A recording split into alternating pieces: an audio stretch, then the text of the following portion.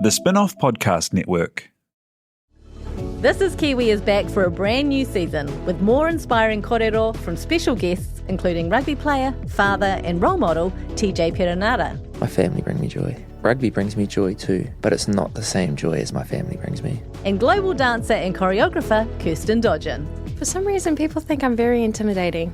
Listen to the new season of This is Kiwi, brought to you by the Spin-off Podcast Network in collaboration with Kiwi Bank. Available now wherever you get your podcasts. Hey everyone, it's me, Drew Opwalo, host of the Comment Section Show. Come join me and one of my iconic special guests every week on the show as we dive into the dreaded comment sections of our tagged videos and take down the most terrible men on the internet, period. Somehow, they won't go away no matter what I do, no matter how incredibly awful and mean I am to them, but I don't mind doing this work. In fact, if I'm being honest, I think it's God's work. So make sure y'all follow me on Spotify or wherever you get your podcasts for new episodes every Wednesday.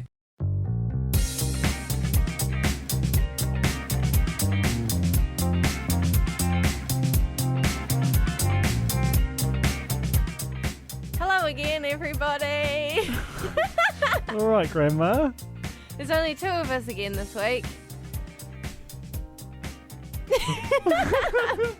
I'm Duncan. I'm Alex. We miss you, Jane. We miss Jane so much. She's been in Chi-Town. She's got sick kids at the moment, so the duo pod is back. No one asked for it. Everyone's getting it. Sorry to all these men and women.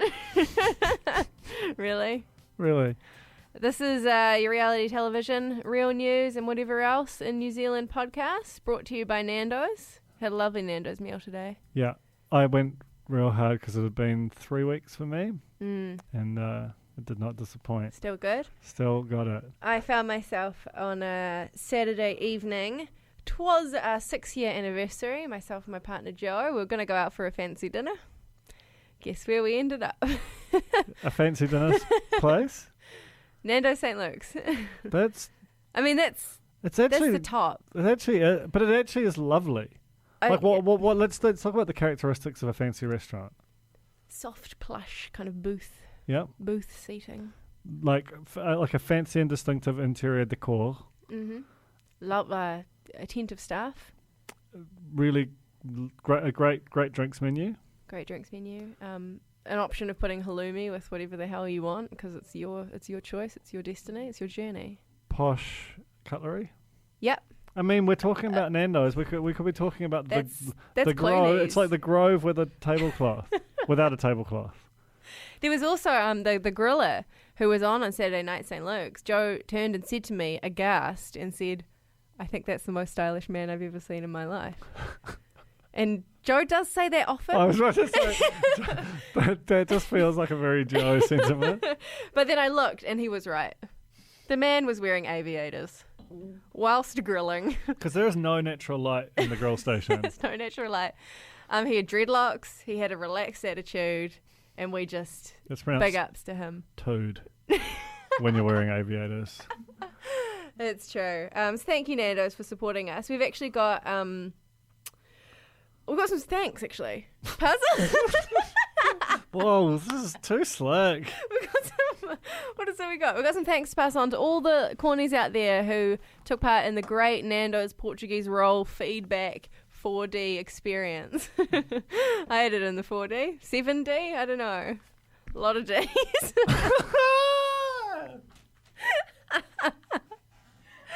A bunch of you went out and sampled the Portuguese roll and sent back very thorough feedback, and they're very grateful for that. There's also a survey which we're going to link to in the Real Pod Corner, which is our private Facebook group if you're not a part of it already, where they're quite keen to get your thoughts about just broader things that you care about as a customer. I've done the survey. It's cool because it tells you a lot about what kind of a company Nando's is, because it's like, here are a bunch of really important things, from climate change to looking after your employees to the sort of sustainability of your supply chain. Which ones are most important to you? And that's cool, you know. Self-reflection is what that is. Our hashtag is #RealPod. Our Facebook page is facebook.com/TheRealPodPod. Instagram is TheRealPodPod. Guess who follows us on Instagram? Ray. Which means he might listen to the podcast. If so, hello, Ray. Hi, Ray. Sorry about the things. Sorry about the things. But also, I think I'm a Ray guy. Yeah. I think I'd be worried if Jono listened. Which you know that he definitely does. I've been worried. Coming up on the podcast, Elvis is alive and stealing fake vaginas. Sleevy Levi.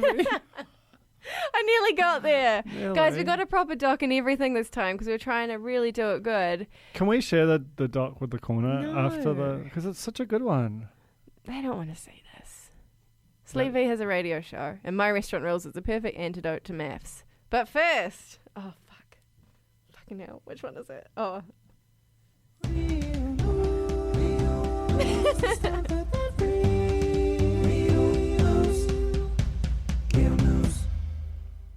Sting machine, baby. Jane is quaking right now, honestly. Yeah. A lot of real news this week. Wanted to start off, I went to a Meet the Candidates night in Mount Albert. Saw Corny herself, Victoria Tupou, deliver an incredible address, answer questions with Aplomb? aplomb, absolute aplomb. But more funny things happened in that there was a greyhound. I mean, yes, vote, policy, check out policy. Actually, do check out policy. Go to our homepage, click the link. I did all my voting through policy. Did you? Well, basically, I knew Holland to vote for mayor, but everything from there on down, like councillors, local boards, and especially DHBs, just policy told me what to do. It was Policy will tell you. and it doesn't tell you what to do. It just lets you sort your thought. It just introduce you to candidates who share your values. Exactly.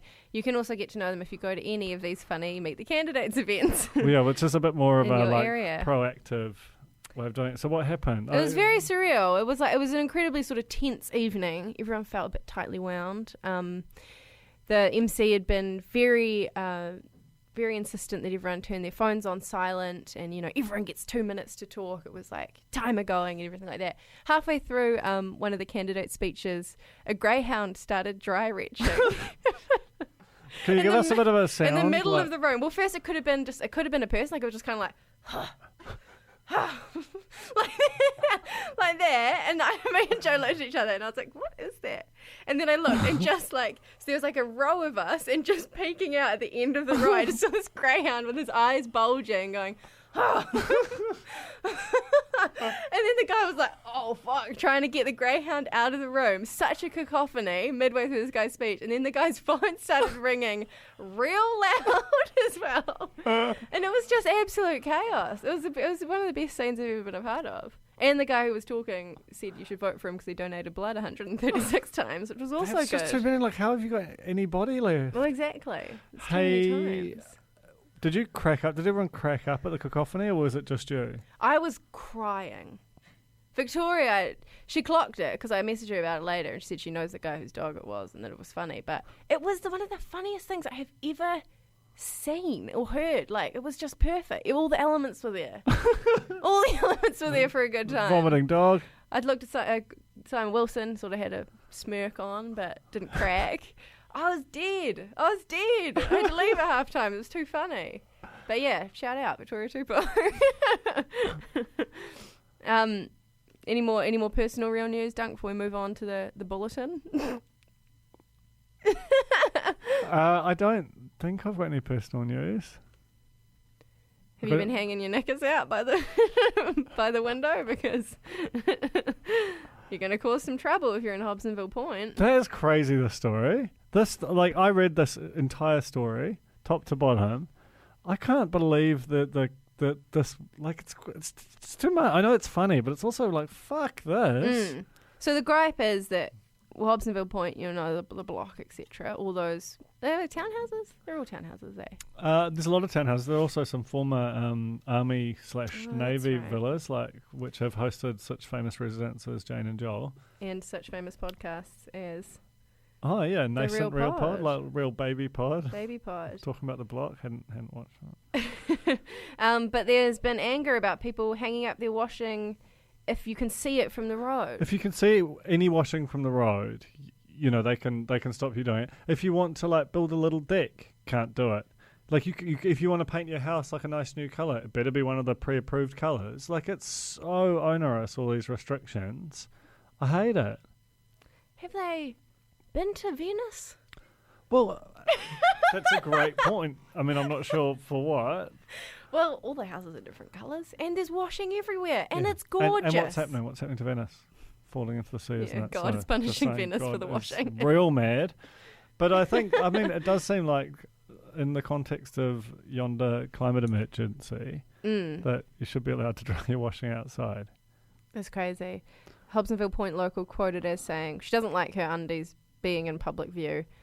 hanging your bras and panties out. To me, that's just a little bit too in your face. But your other stuff's fine. Other stuff's Because you fine, could just, I well, guess. then just hang up your insides inside. But out of sight. Job done. Still out of sight. Solved. I did see. I'm actually still a member of the Hobsonville Point community page from when me and Jane went out there, and I think Ra lost something from his camera when we were shooting for the spin-off TV. So I joined the page to try find it. So I'm still a member, and someone commented being like, "Is this okay?" And it was like a meme photo of just a huge pair of undies, like the biggest pair of undies I have ever seen in my life, being hung by a window. I was like, love it. That's Still very droll. Still got a sense of humour out there on the point. Elvis lookalike steals a fake vagina. I can't believe this wasn't on the 6 o'clock news. It took me 3 days to see this story. What do you mean? This is a huge story. But Elvis is alive. Yeah, I get it. But how did it take you 3 days to see it? Because I only check odd stuff right before I do the real pod dog. Uh-huh. A man looking uncannily like Elvis Presley was caught by CCTV footage apparently stealing from an Auckland sex shop.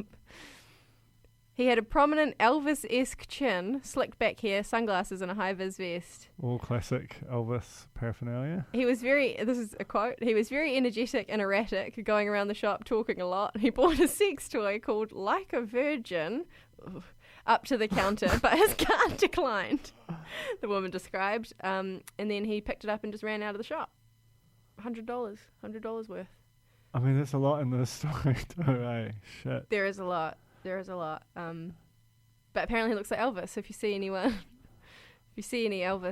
The thing is, lookalikes. Elvis is quite it's not a common look, but it's like there's a lot of Elvis-looking people around. Yeah, I reckon there's probably more than 50 and less than 100. In Auckland. In New Zealand.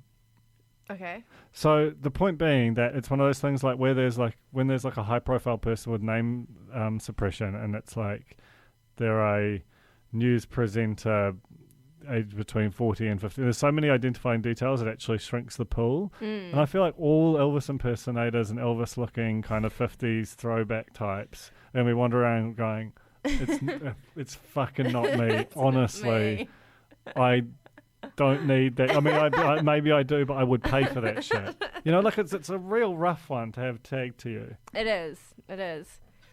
It also seems like if we get one more, I think we're dealing with an epidemic, because a few months ago there was that spate of robberies at Peaches and Cream in Wellington, and it was clowns. Clowns were stealing things. Dildos and whatnot.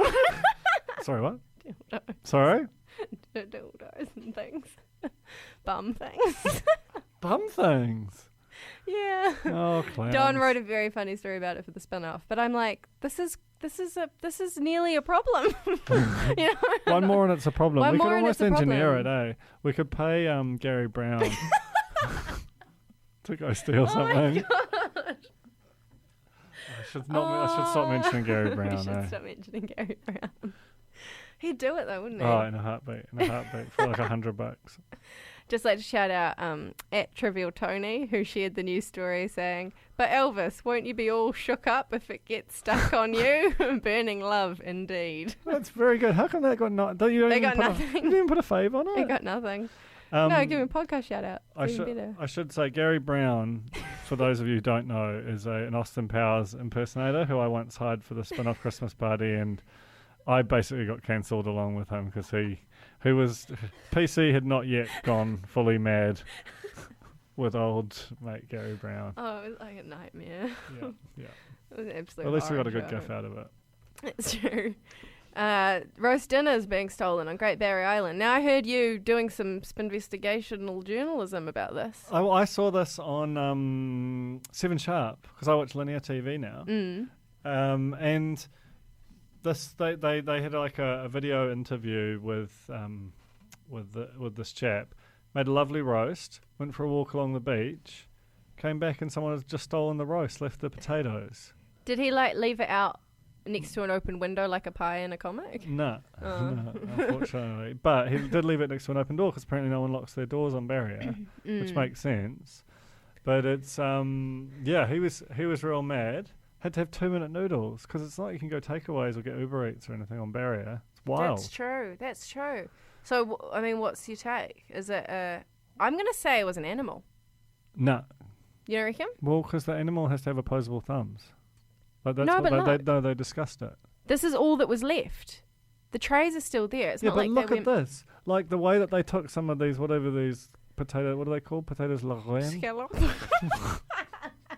Like that looks like I've taken all the pork belly and I'll just have like a serve of potatoes. Let me tell you this though. My dog Patrick, who died recently, rest in peace, Pat, love you forever. He did a crime, a serious crime on my friend Zoe's lunch. On her lunch? Like He did a crime regarding her lunch. okay. She left a packed lunch for some reason at my house. Pat went in. There was a pear and vanilla like yogurt, sealed, pottle like classic Yoplait, not like your lid, you peel off. The yogurt was sitting there when we got home. It looked untouched. She peeled it back. All the yogurt was gone, just a tiny cluster of pear at the bottom. So he doesn't have thumbs, peeled off the lid, demolished all the yogurt, but hold the pears, please, and left it there. So I'm saying an animal could have done this.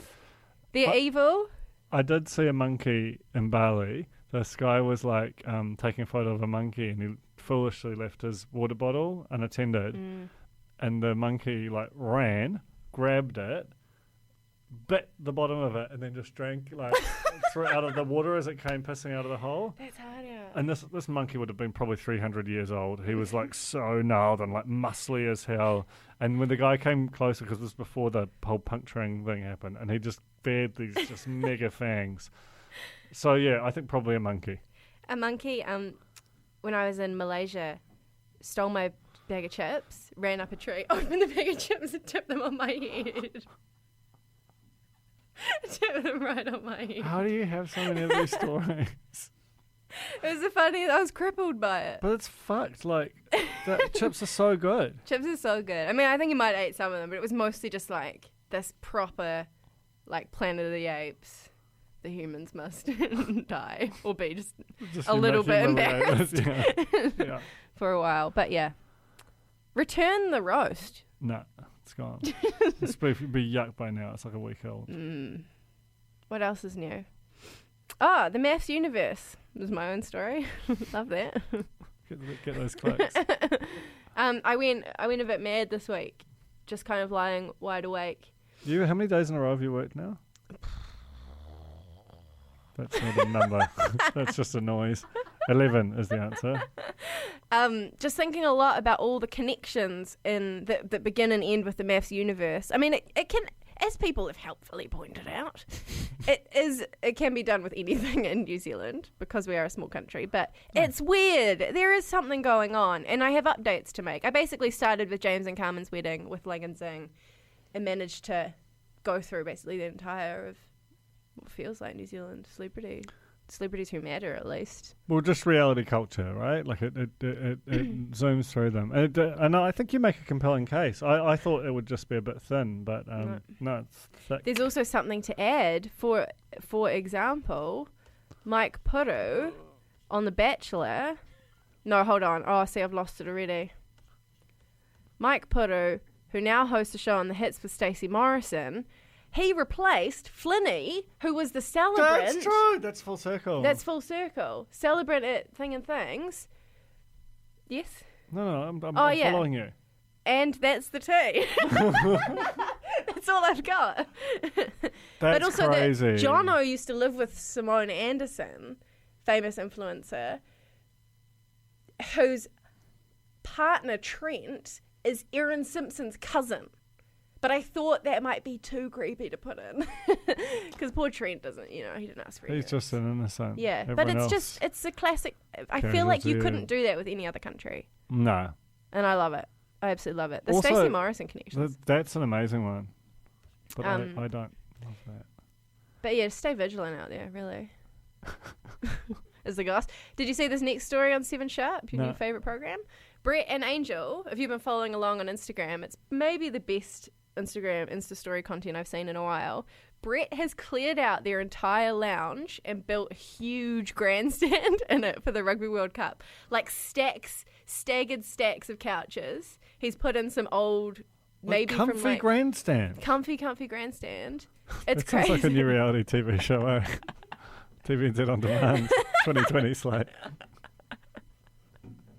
And they bloody got on 7 Sharp for it. Angel's there, Cashew, of course. It's just nice to see them. Cashew. Cashew. Is that the doggy?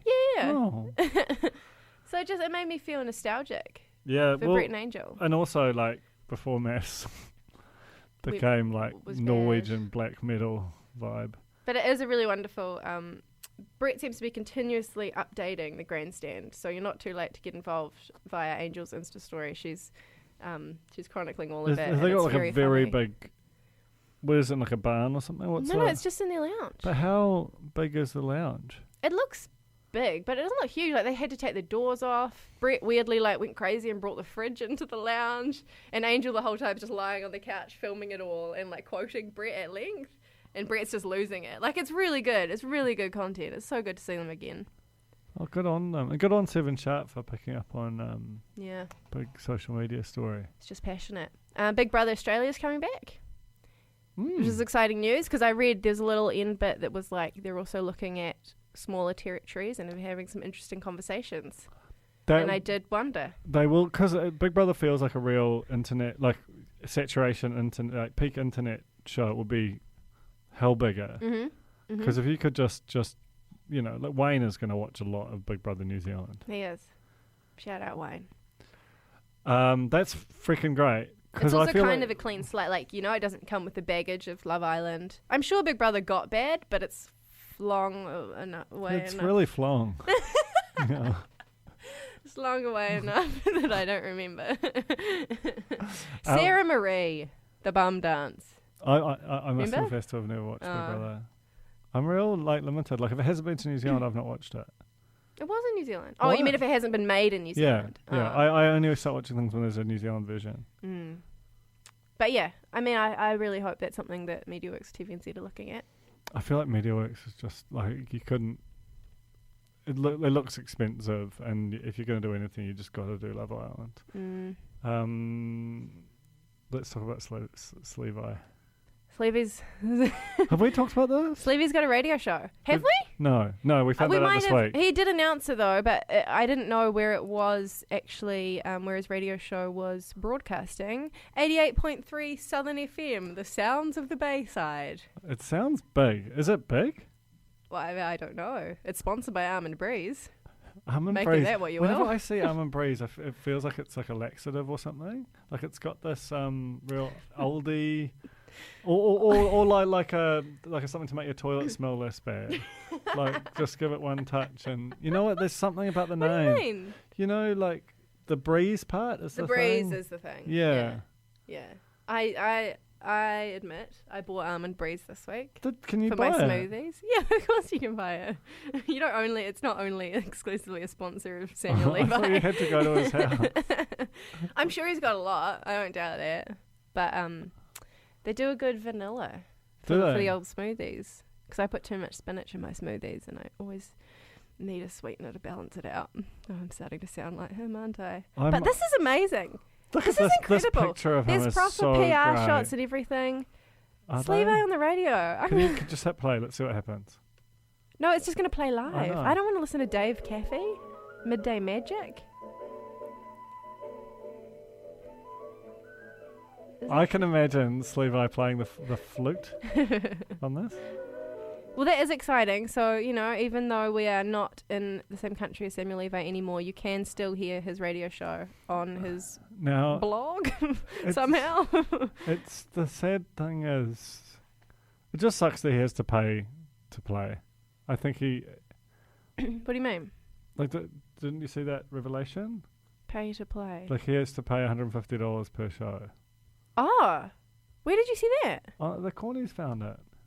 Oh my god, that's not how things work. Well, it is on the sounds of the Bayside. But look, to be fair, he front foots that. He says, look, everyone has to get their foot in the door, which is 100% true. I love this podcast. Like, it's, you just need reps with radio. You just got to do it over and over again. So good luck to Levi. Power to him. Unfortunately, it does mean we've got pause on his book.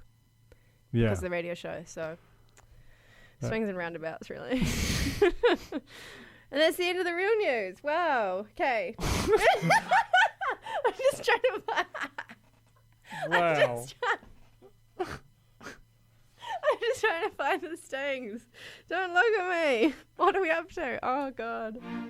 I have 4 weeks to decide I'm going to drop my Entire fucking life for you. I am disgusted at how much you have copied my husband. It's fine. I don't even know. Reality check. I just dribbled water everywhere. What a week. Water all over my chin. Do you want to start with maths or do you want to start with my restaurant rules? No, let's start with maths, get it over with, and then get into the good stuff. I just want to... Content warning, we're going to talk about my restaurant rules in about 15 to 20 minutes time. If you haven't watched it, you should go watch it. Watch it. We're gonna. I think we're just gonna do the whole season, right? Because it seems it's so really, good. really good. It's so good. And it's on the 2 of the same nights as maths. And after watching maths, you know how you feel a bit like, you want to watch like a feel good show, which has still got some edge, still got some real intense moments, but it's just overall, it's such a good thing to watch after maths. Yeah. So let's go to the bad place first. The huge, beginning with Ray and Jono's huge fight. What did Jono find in his room again? A literal gay man. A gay man, Tina. A literal gay man. Tina. Do you understand? So he woke up Ray. Man, Ray was in a state. Ray was Ray was absolutely fucked. But have you ever seen as much utterly out of your mind fucked people on TV as this season of maths? Literally only on Police 10-7. Yeah, he was Police 10-7 fucked, like, which is the ultimate. You know, the next stop's the morgue. So Jono was kind of throwing open the blinds and saying, "Get up, Ray." It was so intense. God, it was intense. And Ray couldn't even really open his eyes. He couldn't talk. Like they were subtitling him. I'm like, what? Have you got like an interpreter? Because he is grunting. Yeah. And they're like the subtitle. Like, "Good day to you, sir." Yeah, and they basically had a huge fight about what had happened, which was, as we've mentioned, the literal gay man was standing at Let's room. explain it. So basically, There's two, yeah. Jono's told it about 4 different ways. But I'll go with Jono's version of events. He's sleeping. Ray goes out drinking. Yeah. Which he says happens all the time. Ray says happens not all that often. Jono's having a nice sleep. 4:30 a.m. Quite late. Mm-hmm. A literal gay man arrives in his room and apparently caresses his feet. Oh, okay. I think that was one of the versions of one events. One of the details, yeah. Or like taps his feet through the covers as I sort of wake up and tells Jono that Ray has been out like getting with, what was the precise phraseology? Hooking up, I think. Hooking up with different men in gay bars. Literal gay bars. And then the literal gay man literally leaves. Yeah. And Jono's literally mad. So we're dropped into the aftermath. Yeah. Which is, I'm assuming, like 8, 9 kind of vibes. Yeah. So Jono's been seething for a few hours. Yeah. Yeah. Wakes up Ray. Ray is once he comes to... He's groggy, man. he's groggy, but he's like chuckling, which doesn't make things better for Jono, but I think was an instant tell that I think there's two things going on here. Okay, He so maintains that the friend... give us Ray's version of events. So the other important thing is that Jono is accusing Ray of bringing this man home, this literal gay man. Yeah. The literal gay man was brought home by Ray, and he considers it cheating, or that he had been cheating on him that night. I think that my sense is from Jono, and it's crazy to not have this precisely laid down given how much screen time has been devoted to it. But my sense was that Jono didn't necessarily think that the cheating had happened with this man, but that cheating had Previous happened men. Right, yes. Yeah. on the night. Yeah. So, but what does Ray say happened? So Ray says, I was bloody drunk. He's still bloody drunk when he says this. He had to be brought home by somebody. It's a duty of care. Not in a sexy way, in a like he is gonna choke on his own vomit. Kind of a way. and like didn't know where he was. Like we've all been there. Yeah.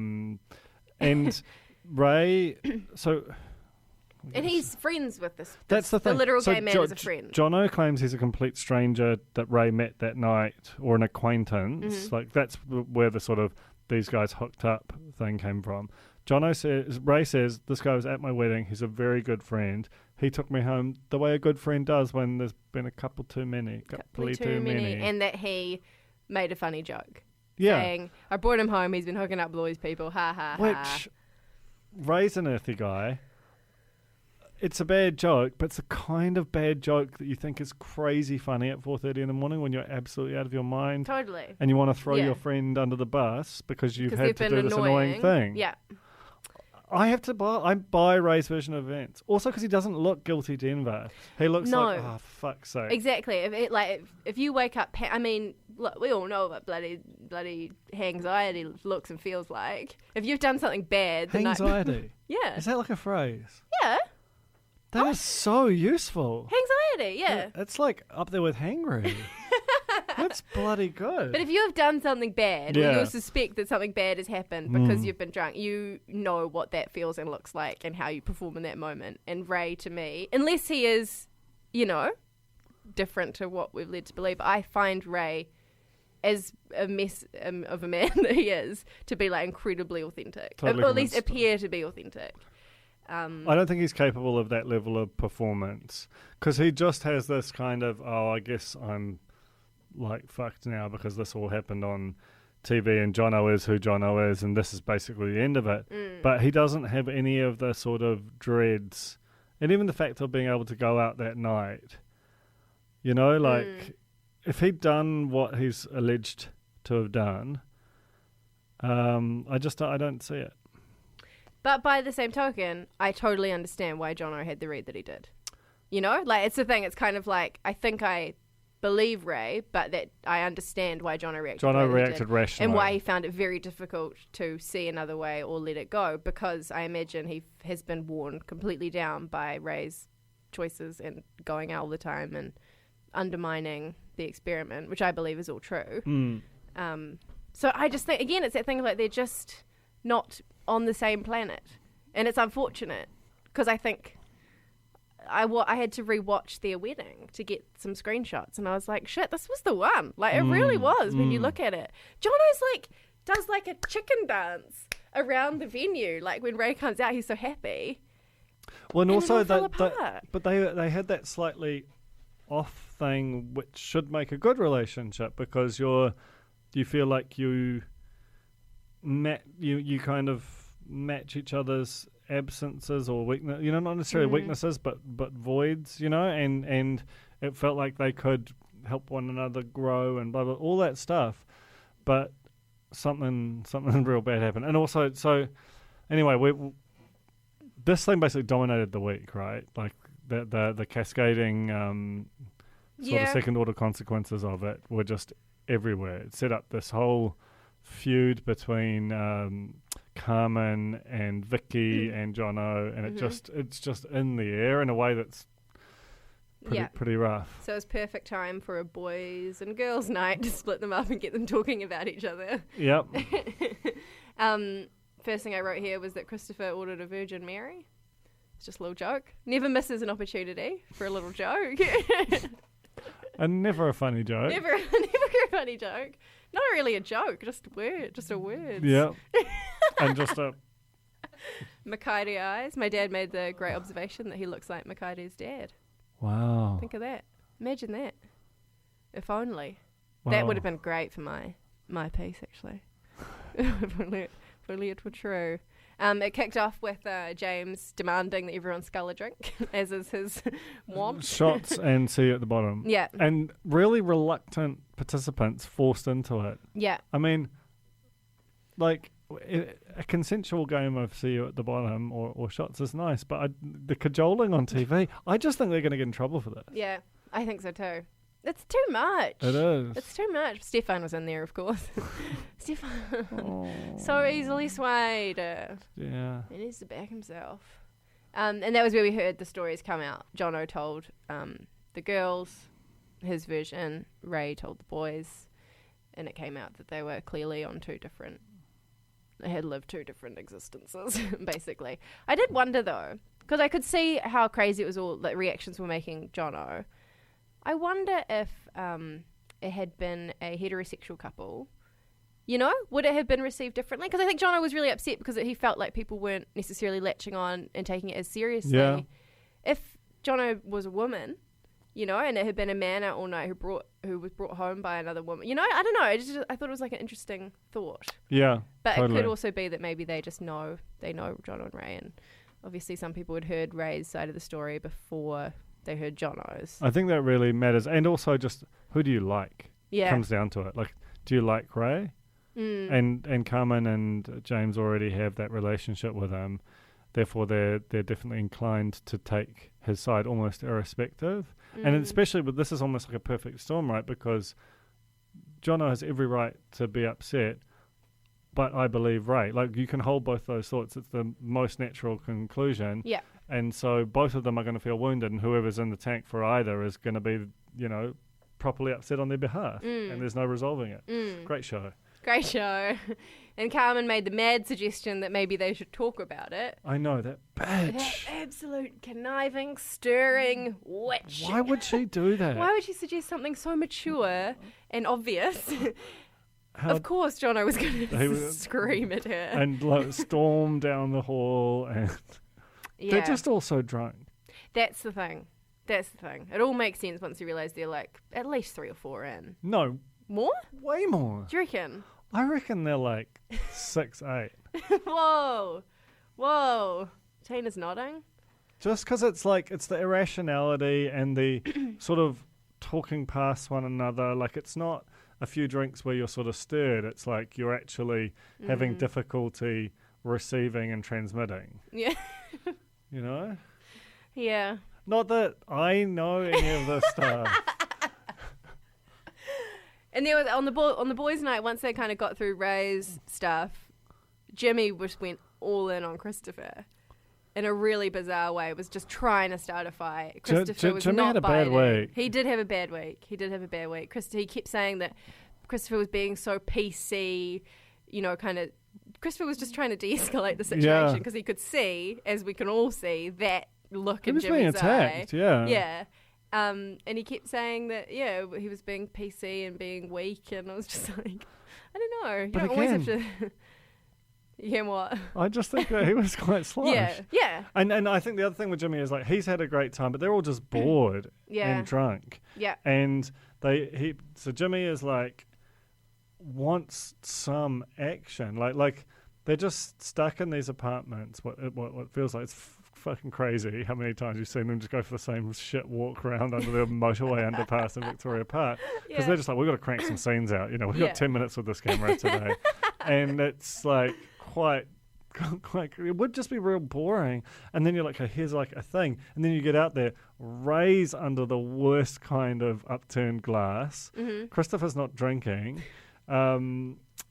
Old mate Jordan is sort of like, I'm staying out of it. And it's like, so I'm Jimmy, I'm out for my good time, and freaking Stefaan is my only like wingman. It's just like a bloody not that. And it's the thing, it's like you look at Australian maths, all these big personalities, like 1,000 of them. They're real kind of charismatic and crazy and testosterone. And it's just, you can't watch it and not compare these two sort of group dynamics and go this. Also, Which bars are they in? Yeah. Those aren't bars. That's an Yeah. apartment that's been dressed up in a private room, and you've got some fake other people sounds in there. Yeah, mean, you it's called funny. it. I didn't even notice that, but that was good. Nikki clocked it, but it's Good really detective crazy work, when you Nikki. watch it.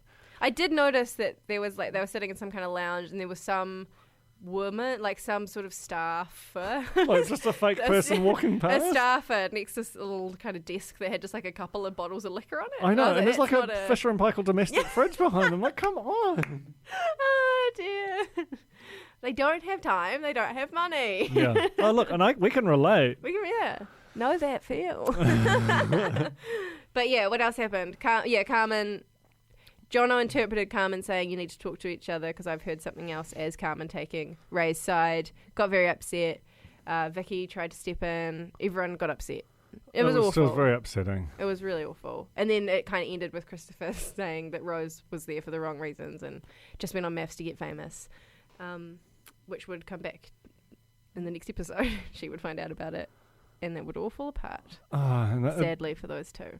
Well, and happily for us, because it was not fun to watch them. I mean, it was at times. They but did up their pant game. Those pants. Oh my God, those pants. Those were closer pants. Yeah. Huge. You're leaving it all on the floor. Like hot gold lame and like a pair of curtains. Yeah. And crisp as high top chucks. Crazy. Yeah. And the t-shirt. Don't forget the t-shirt. Two wrongs. Two wrongs. Don't make a right. It's a statement tee, statement pants. Yeah. Are just an utterly unmemorable pair. I mean, I'll remember them, but Yeah. you know, imagine how far. Okay, if you're casting Australian maths and those two applications come in, do you think they're top 500? I think Rose might be. Really? Because of Kelvin. Because of Kelvin. But Kelvin doesn't even feature. And Yeah. Christopher he's like an odd ball. But seriously, like the talent level, the compatibility, like Chris didn't even stop working. Yeah. So I just got to nip down. He really didn't. just 4-hour days. No big deal. And I think she's falling in love.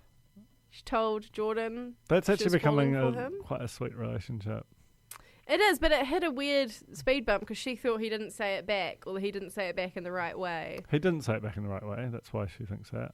But what did he say? Didn't he? He Wasn't said, he like, I'm feeling the same. Yeah. Well, no, you've got to say the thing. I'm feeling the same. It's like the Crown, the British High Commissioner's apology to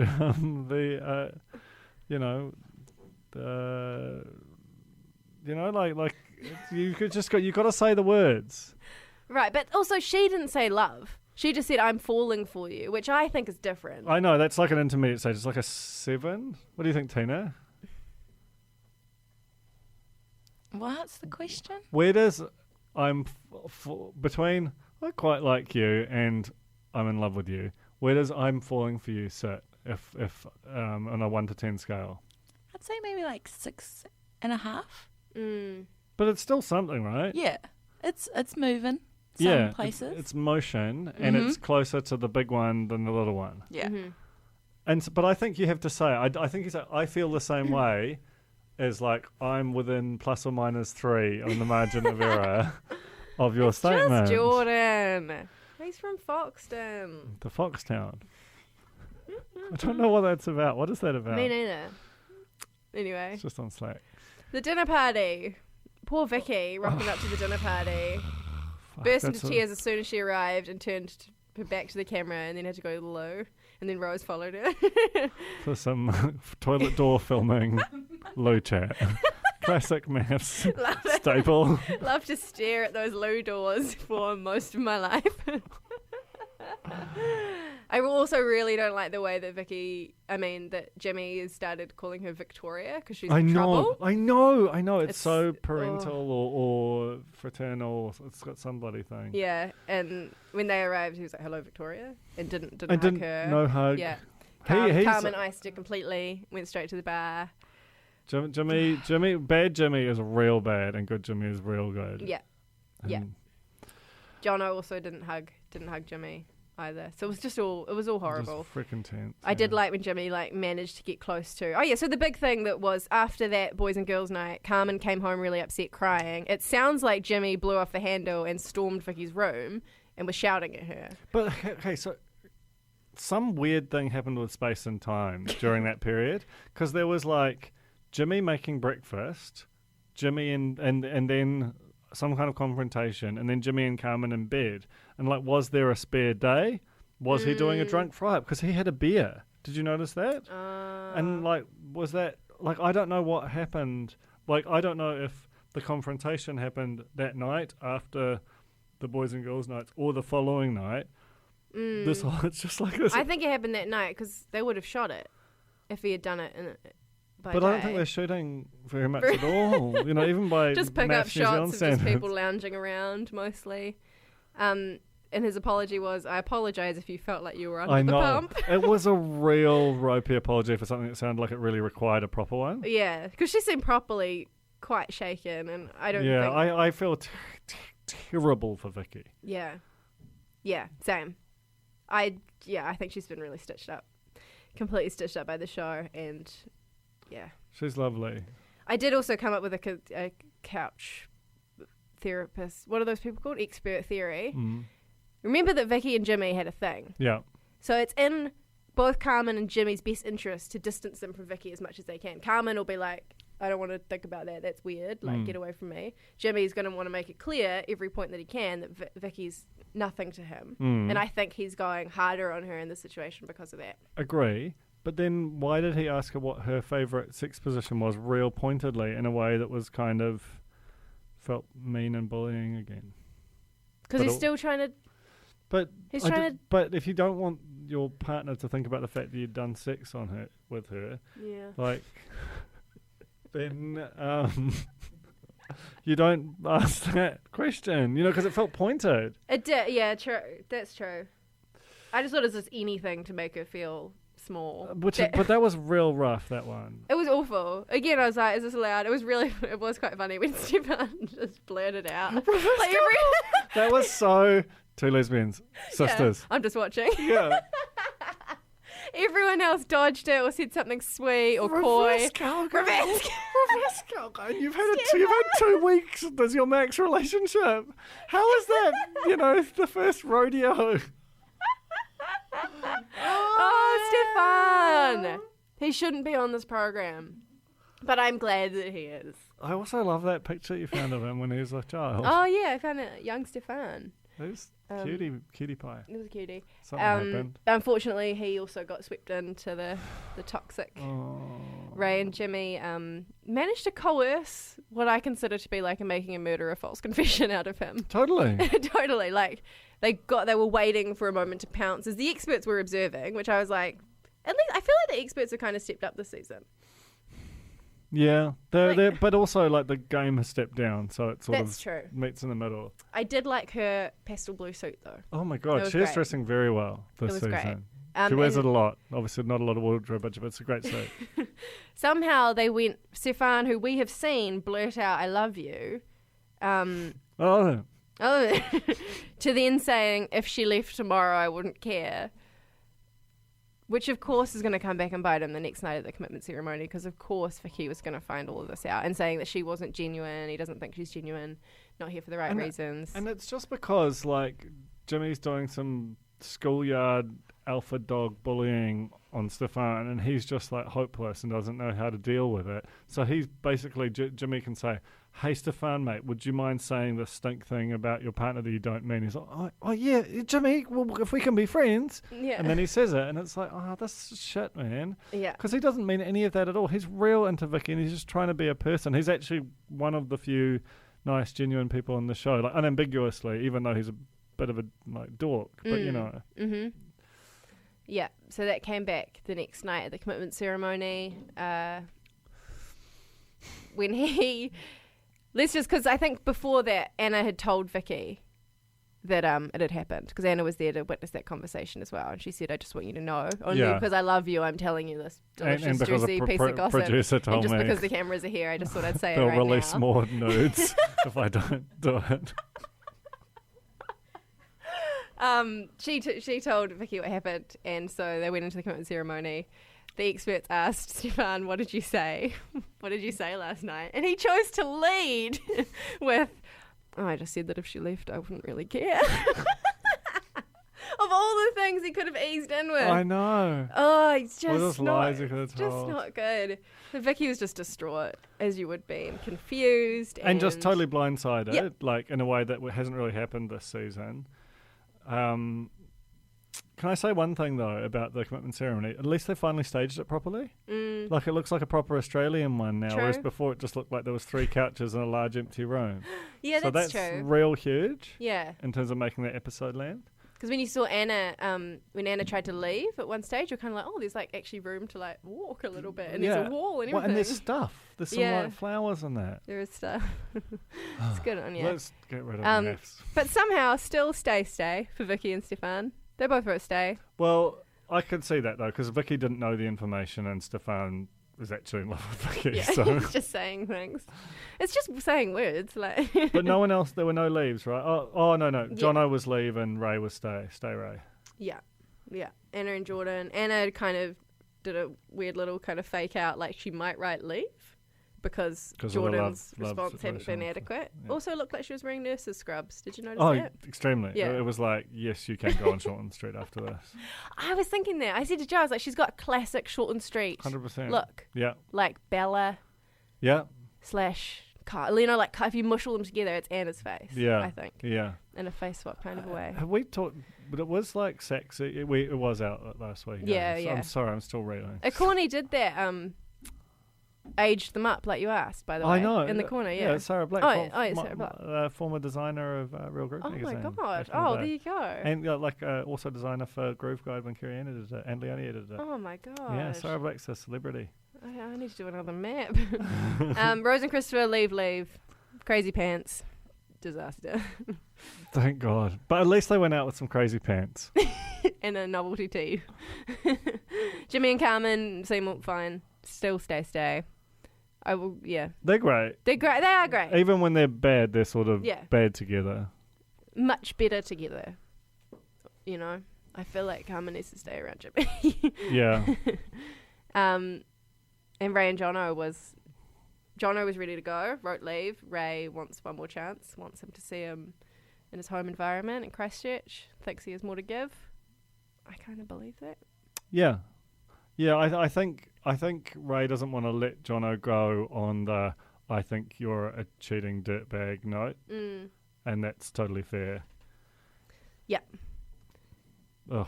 But exciting, next week, they have coffee at Crave. What? Jono's like, let me show you my hometown, Crave. Crave. Wow.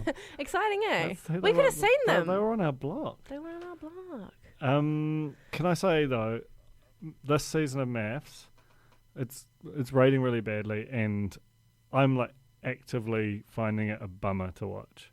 Like I'm enjoying it on some level, but it's bumming me out because it's not like it's just all mean and bad, and I don't know what you can do about that.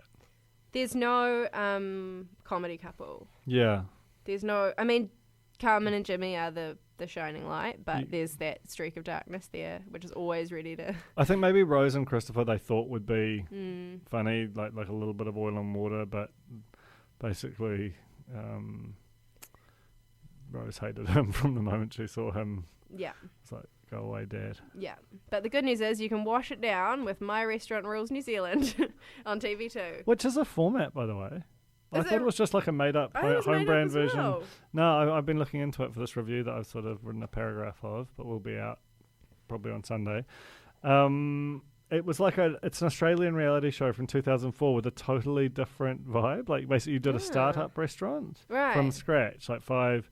And I was like, why do you even need the format? But it might be, I don't even know, to be honest. But either way, the New Zealand version is fun. Yeah, it's really, really, really good. I laughed heartily. Like so much. The casting is exquisite. The most amazing cross-section of New Zealanders you would never see No.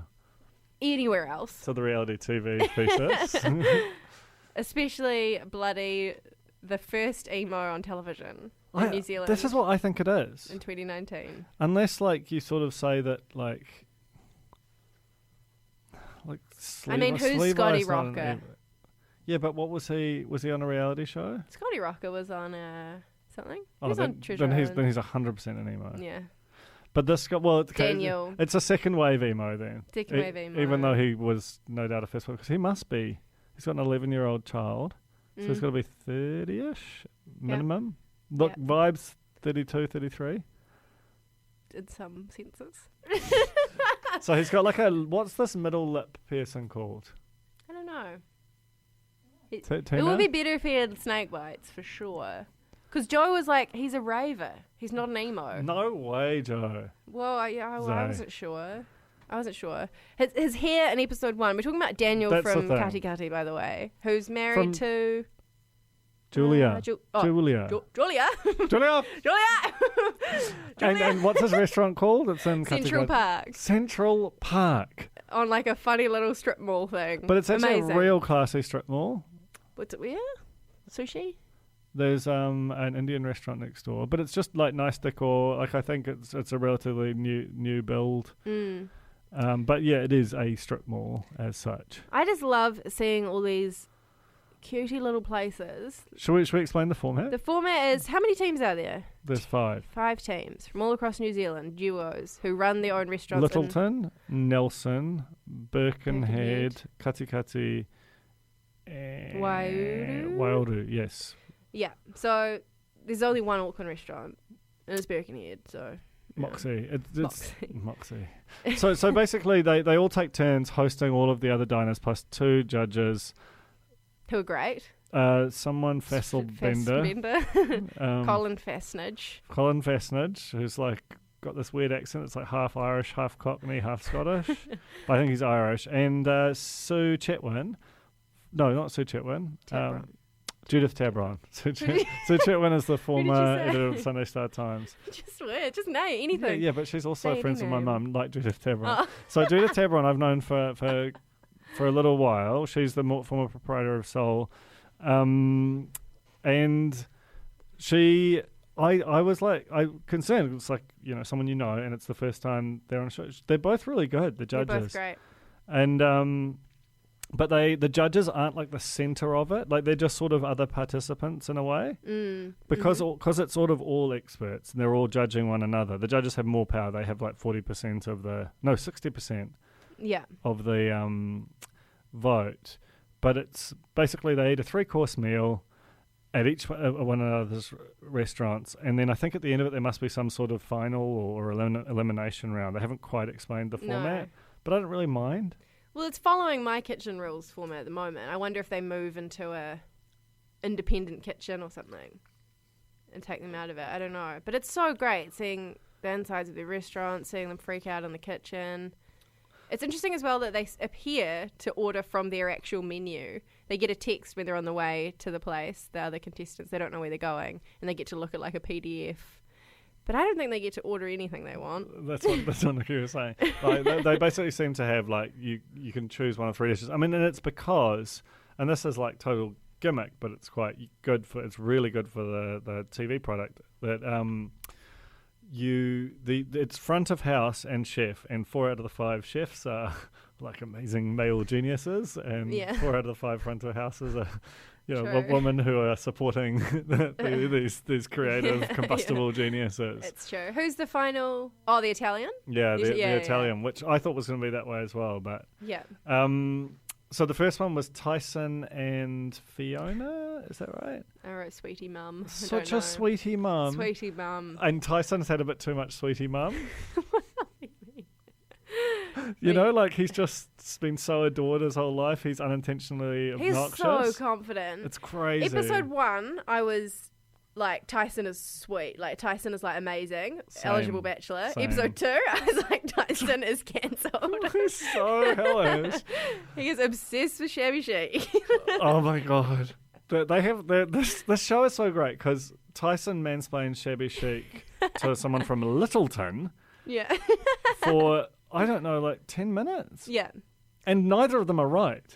And the Moxie lady. Yeah. And the Moxie lady's like... No, is it the Moxie lady? No, I think it's the Birkenhead lady. Oh yeah, Birkenhead's Moxie. No, the Littleton lady. I thought it was. Because there's the one that looks maybe. like Lionel Skeggins. Like, really? The one who looks like Lionel Skeggins.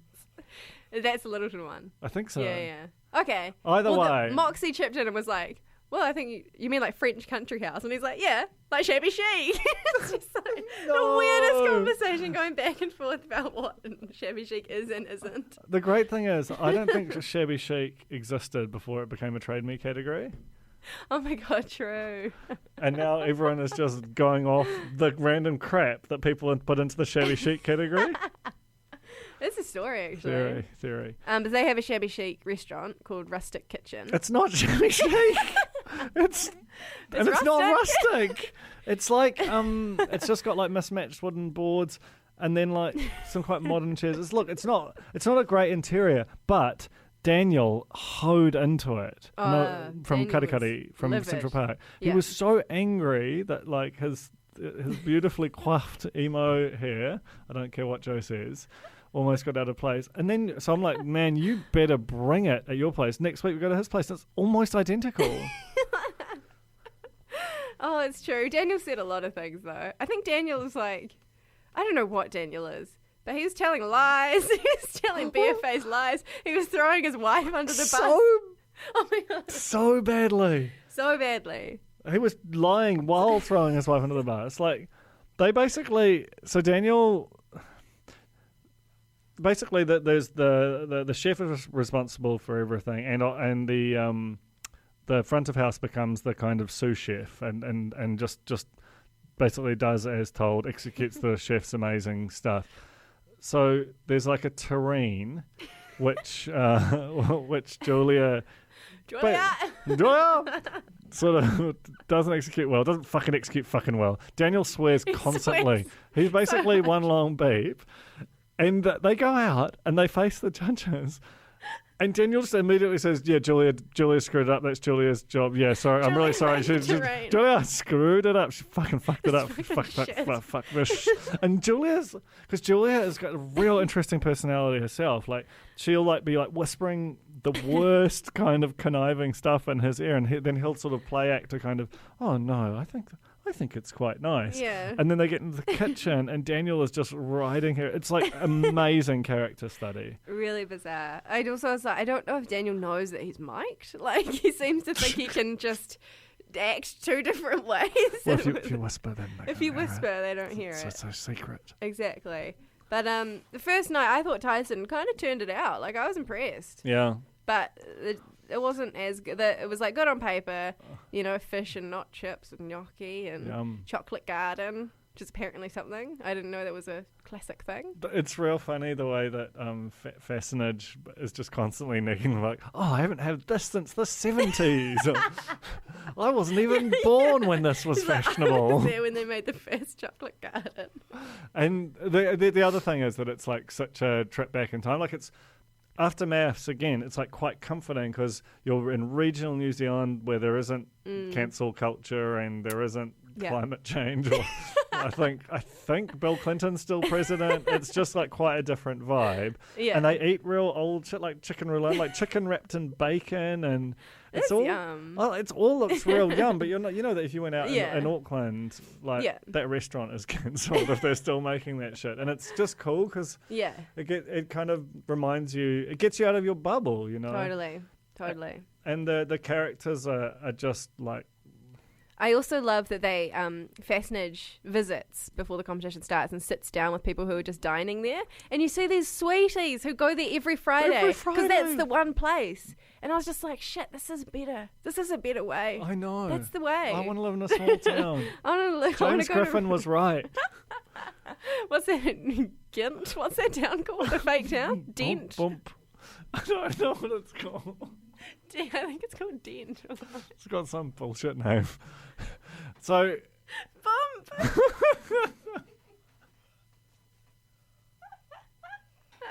Weld. Well, it is called Weld. Well, why not give it a proper name?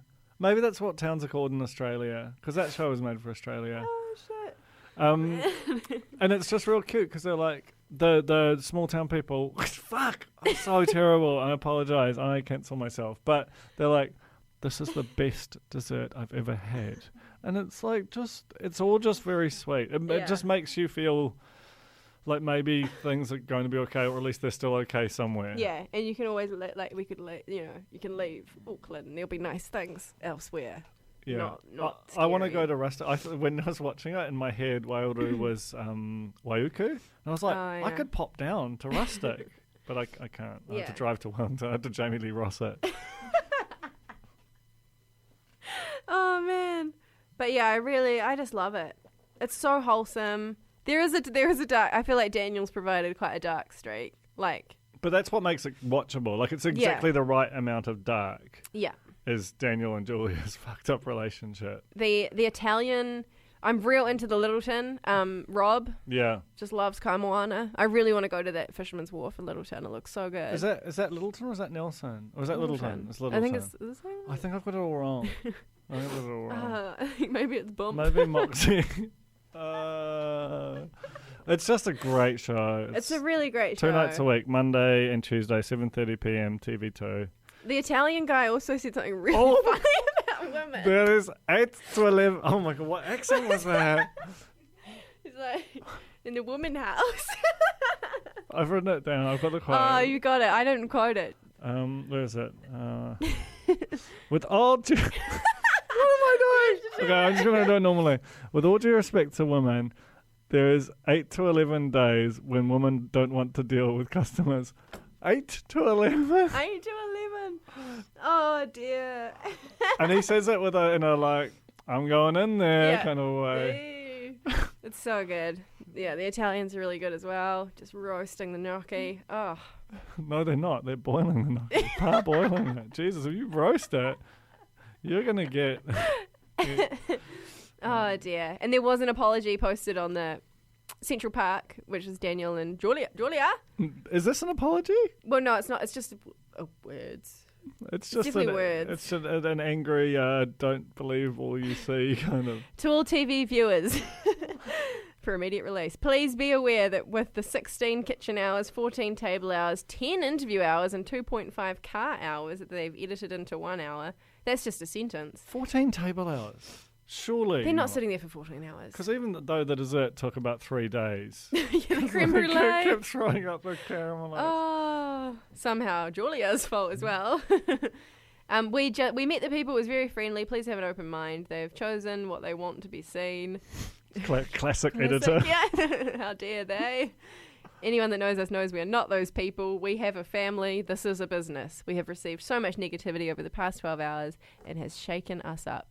So these reality stars we should start doing that, a sub-editing service for reality stars who want to issue their own press releases. Because they miss out words. Yes. Well, because they're rage typing. That's Also, true. Chill out, Daniel. I'm coming to your restaurant. Oh, 100%. And I'm going to order 17 terrines. Everything. And they better be all made by Julia. Okay, I think we're a long way over time. It's the community notice board. Chattatu Peninsula. Yeah, see, that's how over time we are. You can't speak anymore. Chattatu Peninsula page. Did anyone hear the salami warning today? I got the text, but didn't hear the siren. Colin's Cranny. Colin's Cranny. Colin's Cranny. Cranny. Colin's Cranny. Colin's actually been doing some great tweets about maths. He's loving it. He's watching every moment. We should get him on. Yeah. Should get him on. Watching #MAFSNZ and realised I'm addicted to drama. I'd be a great secret affair on #MAFSNZ. If I was the groom, #MAFSNZ, there would be elephants, princesses, drag queens, Matilda Rice, and my show reel. #actor. He's great. So good. He's just the greatest. He also got just a huge ice cream. One of the biggest ice creams I've ever seen the other day from Giappo. Oh, real? You know Giappo That'd do be those like $1 trillion. Well, you can afford it. He was on a Lexus Adventure. I'm not saying you can't afford it, but I'm just saying... Cause you it could have been gratis, of course. True. Promotional. Yeah. Oh.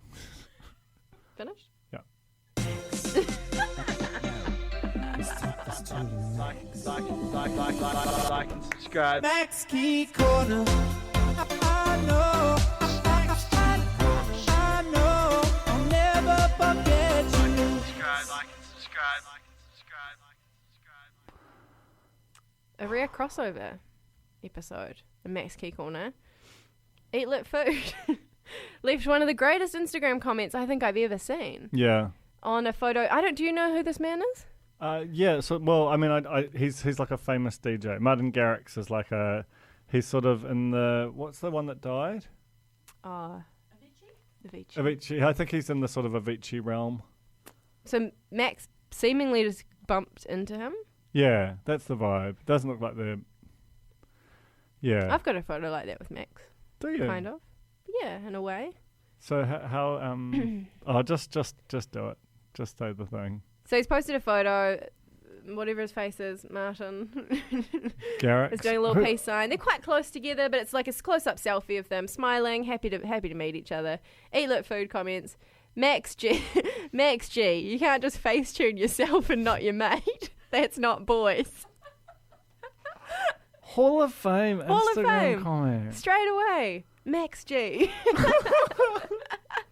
That's not boys. And then if you look at it, you're like, that's not boys. They're totally Max is like he's fresh born. Martin, I mean, because you really look, Martin's got.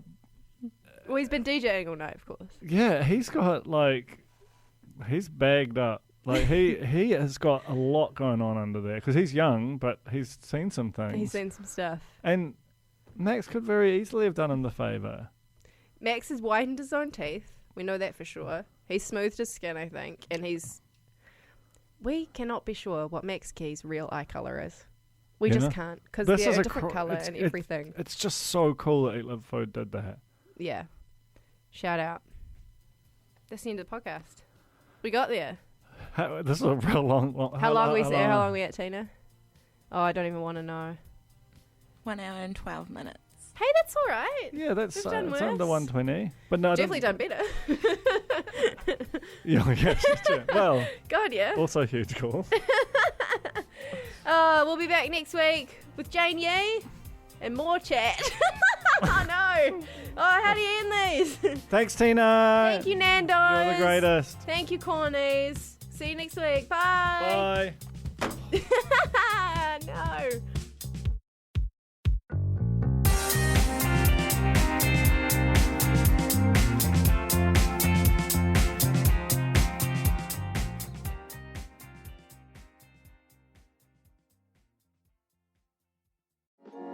Kia ora, I'm Alex Casey, Senior Writer at The Spinoff. We wouldn't exist without the ongoing support of our generous members. If you're able to, you can make a donation at thespinoff.co.nz/donate. Kia ora e te iwi, Te Aihe Butler here, Podcast Manager at The Spinoff. If you enjoy listening to our podcasts, consider supporting our mahi by signing up to become a Spinoff member at thespinoff.co.nz/donate.